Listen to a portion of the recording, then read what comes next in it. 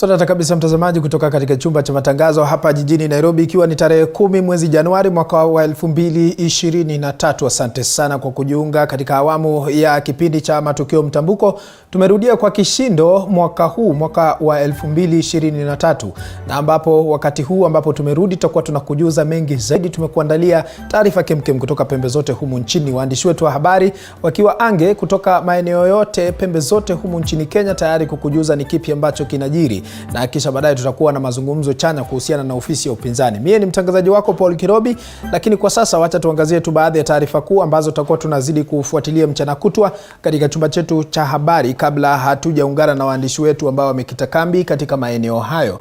Kwanza kabisa kwenye taarifa kuu ni kwamba Rais William Ruto atakuwa anahudhuria hafla ya kufuzu kwa makurutu watakaojiunga na idara ya polisi katika chuo cha mafunzo cha polisi Kiganjo katika kaunti ya Nyeri. Tayari naelezewa kwamba rais ameshafika maeneo hayo, na mbali na hayo polisi hapa jijini Nairobi watakuwa wanaendeleza uchunguzi baada ya kifo tatanishi cha mfanyabiashara mashuhuri aliyepatikana ameuawa nyumbani kwake mtaa wa Karen hapa jijini Nairobi.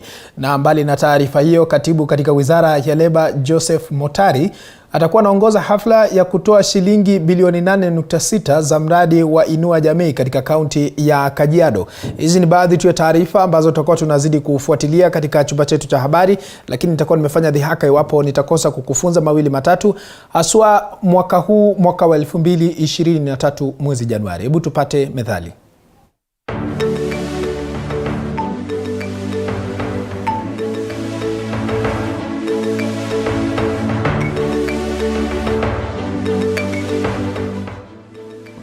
Methali ya leo: la kuvia halina mganga. Maana ya msamiati: kuvia ni kukosa kukua hadi kufikia kiwango cha kawaida.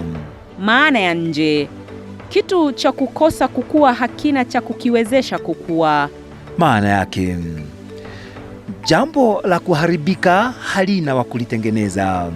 Matumizi: methali hii hutumiwa kwa vitu ambavyo licha ya juhudi za kuvirekebisha vinashindwa kurekebishika. Methali yenye maana sawa na hii ni la kuvunda halina ubani.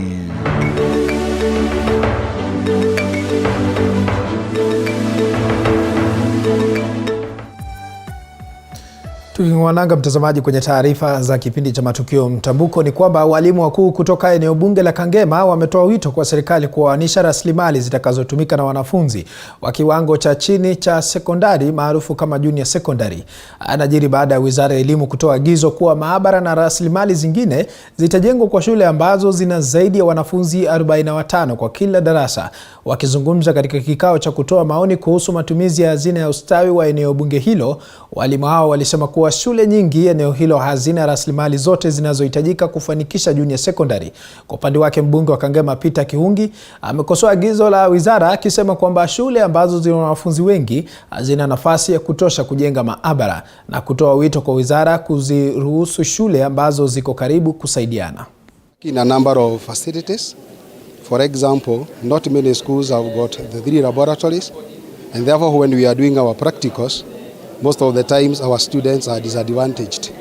While we move, mahali ambapo kuna infrastructure zimeachwa hazitumiki, tunaendelea zaidi kutoa watoto huko, tena tunaenda kusukuma mahali there are no infrastructures. Therefore, we are trying to say this thing, even though we are waiting for guidelines from the government, we must also try to think around how we can assist also the government on implementation of the same. We must be forced to plan on how we implement junior secondary school in most of our schools.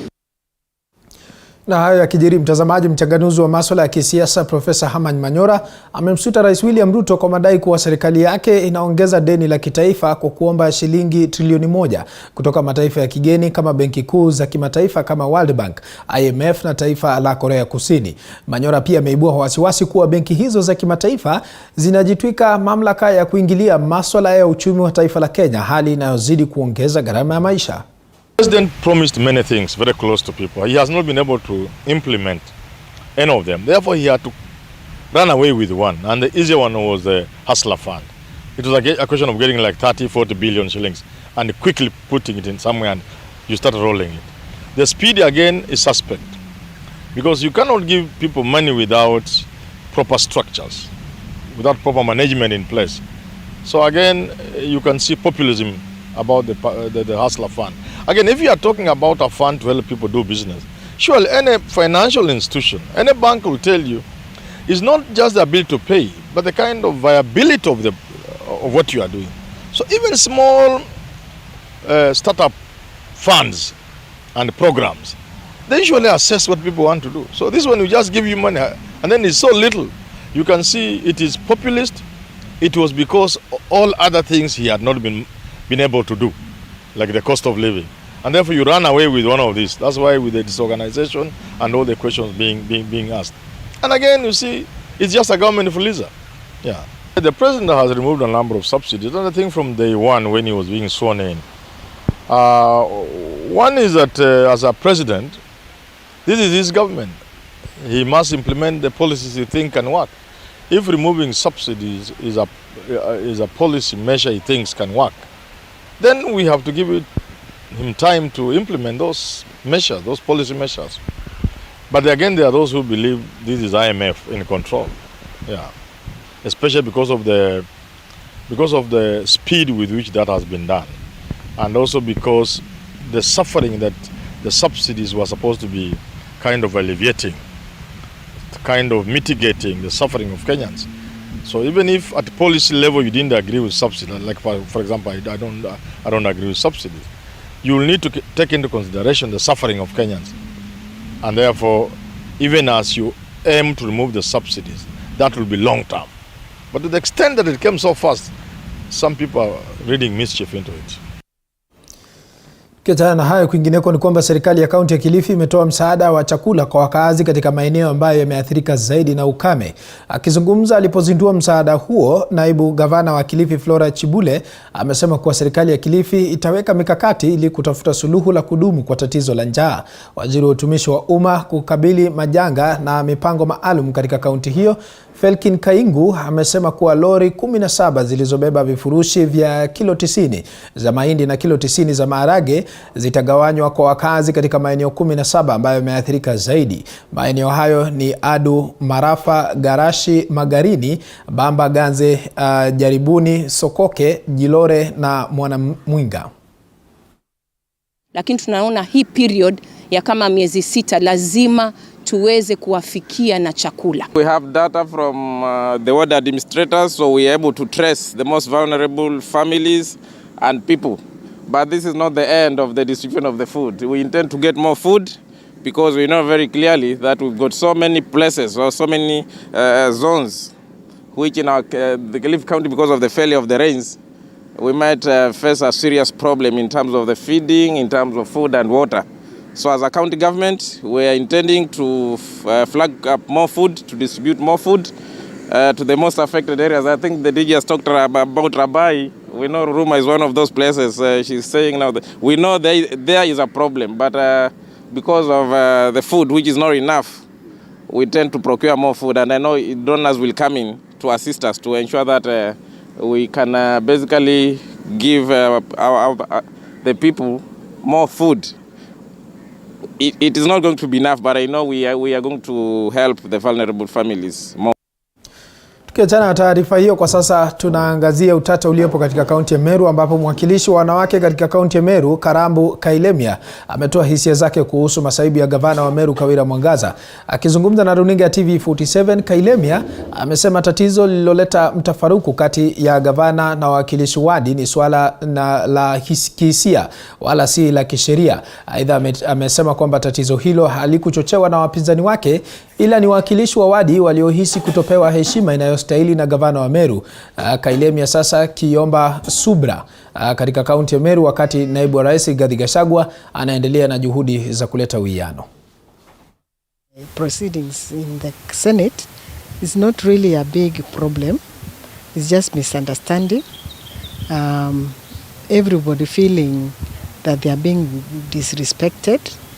And if you ask me, it was more of an emotional problem rather than a legal problem. Because initially, everything was okay. We are all okay. the governor and the MCA were talking well. They didn't have any issue. But the issue came when the MCs felt disrespected. Well, the governor went in their area of jurisdiction, which is the ward, and giving directives to every other person other than the member of county assembly. Our deputy president is going to talk to our governor, and they'll have a chat, as I've said. Thereafter,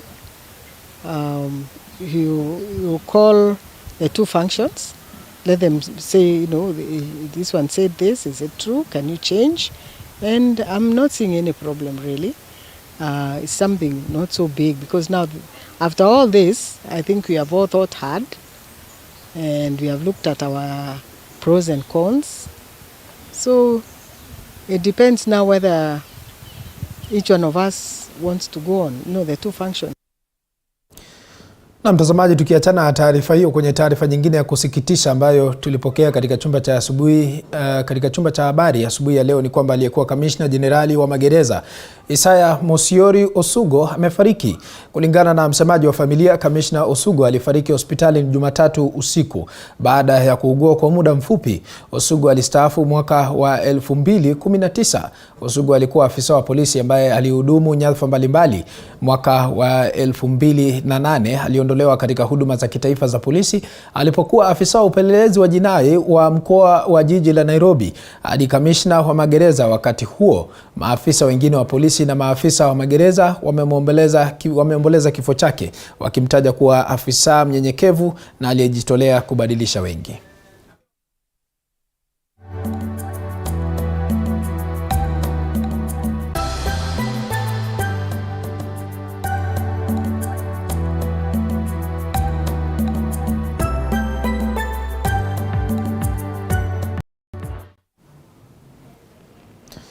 Na mtazamaji, kwa sasa tutaangazia taarifa nyingine, haswa katika maeneo ya Kisii kuhusiana na shinikizo ambalo linazidi kutolewa, ambapo chama cha mawakili tawi la Nyanza Kusini wamejitokeza katika mahakama kuu ya Kisii ili kulaani vikali visa vya kihayawani, vikiwemo mauaji, kunajisiwa, vita vya kifamilia, miongoni mwa vingine ambavyo kwa muda sasa vimetajwa kuongezeka katika kaunti ya Kisii.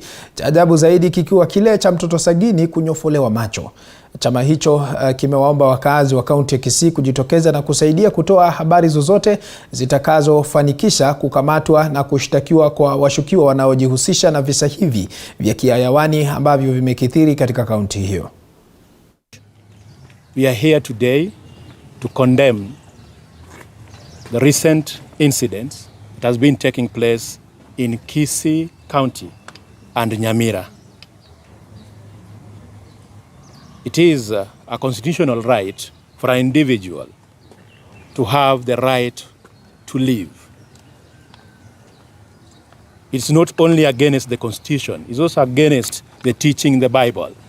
We strongly are against, or we speak against, the events that of such a nature, and time and again we will be providing advice and legal aid as time goes by. First of all, I want to start by joining my council members in condemning the heinous acts which we've been seeing trending in our area. As the LSK, we've put in some programs, some community outreach programs, whereby we can try and engage the members of our community in trying to get them to know the consequences of some criminal actions, and also how to solve disputes in an amicable manner. We are in talks with chiefs, sub-chiefs and other local administration, whereby we can have barazas being conducted in our communities so that we can engage the members of the said communities and try and find a way to avert this violence that we are seeing in our community. Kutoka kwa mtazamaji, kwa sasa tunafululiza hadi katika maeneo ya Kajiado, ambapo mamlaka ya ukusanyaji ushuru nchini KRA katika eneo la Kajiado Kusini inazuilia lori kadhaa zinazosafirisha ethanol ndani ya nchi kinyume na sheria. Inadaiwa kuwa kwa sasa wamekamata ethanol yenye thamani ya shilingi milioni 15 ambayo ilistahili kulipiwa ushuru wa shilingi milioni 35. Msimamizi mkuu wa KRA Loitoktok Patrick Omondi amesema kwamba shehena hizo zilinaswa katika eneo la Kimana huko Loitoktok na imezuiliwa katika ofisi ya forodha. Kulingana naye, biashara hizo zimekuwa zikiendelea mpakani, bidhaa zikiingia nchini huku wasafirishaji wakikwepa kulipa ushuru, akiwataka wakazi kuwa waangalifu na kuripoti visa vyovyote wanavyofahamu kuhusu biashara hizo. Tarehe 23 ilikuwa na drums 119, kila drum ikiwa na lita 250. Leo tumepata drums 288, gari moja ikiwa na drums 133 na 132 na ingine ikiwa na drums 156.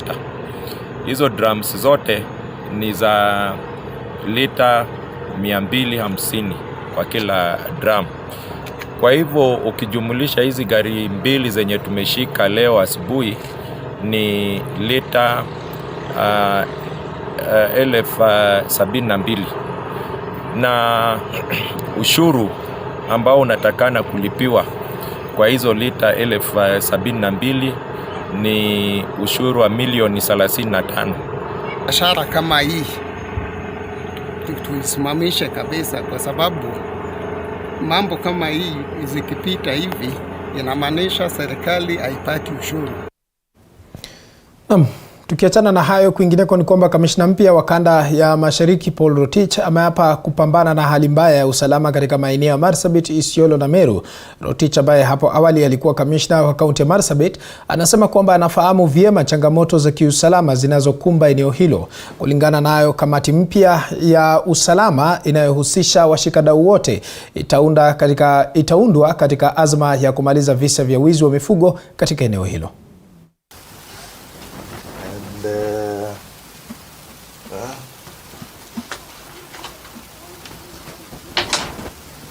Sign the report.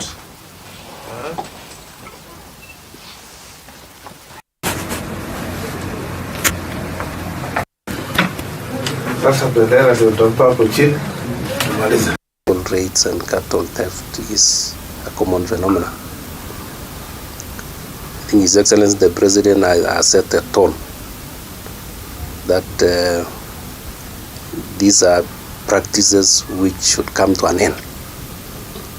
And it must resonate to all of us, the people who plan, execute, and participate in incidences of cattle theft and cattle raids. We are going to engage widely and bring in other stakeholders and recommend for advanced methods of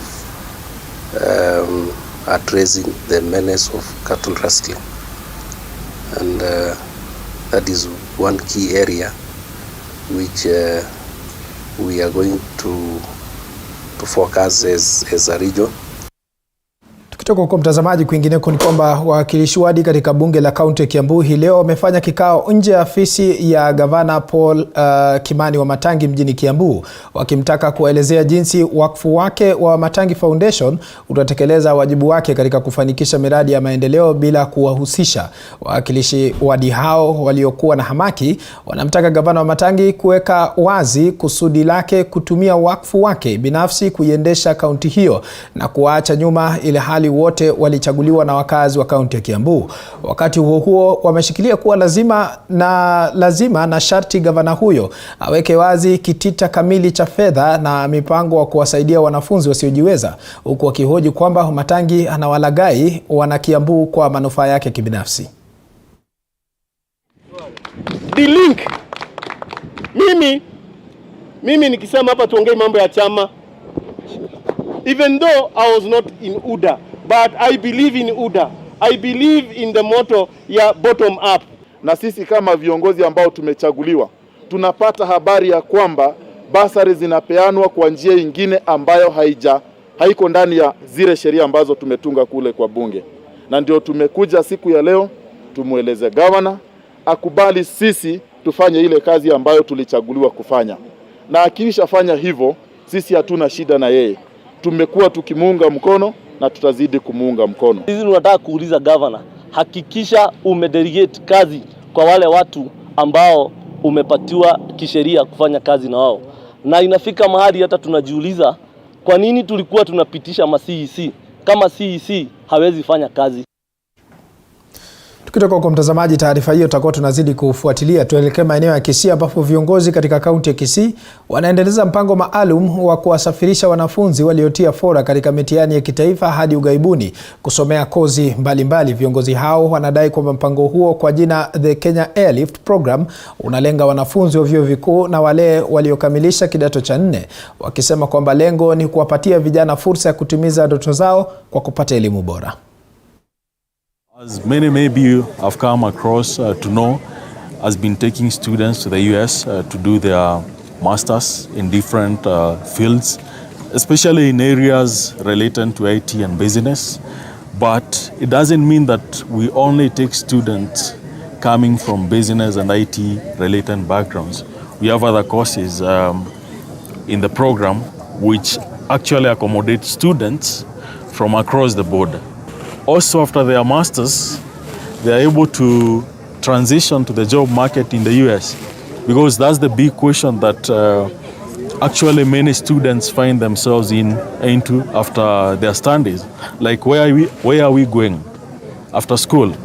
So as a program, we have resolved that in the sense that we try to get them into well-paying jobs in corporate America after they are done with their studies. So it is an opportunity that we want to run away with as Kisii County, and we are going to sensitize our youths to be part of this, and I believe